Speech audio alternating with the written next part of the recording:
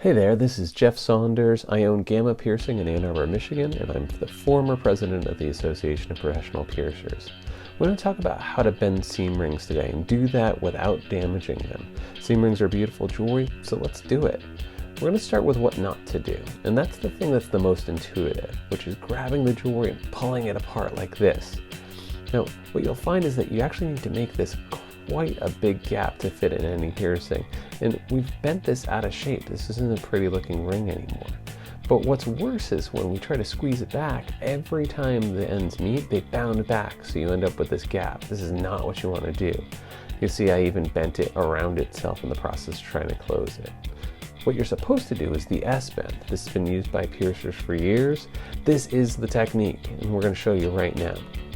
And the first thing you're going to want to do is identify where the seam is. Keep that at 12 o'clock. Get equal pressure by both hands on either side of the ring. It's really important that there's equal pressure. Now press straight down. Don't wobble your hands and don't open it like a door. It's going straight down to the ground. When you're bending it back, equal pressure both sides, bend it back. And what you'll find is that once again, if you try to meet them, they don't quite meet. So you have to overcompensate and go by the edge just a little bit. Do some fine adjustments and we're good. This piece of jewelry is all set to go.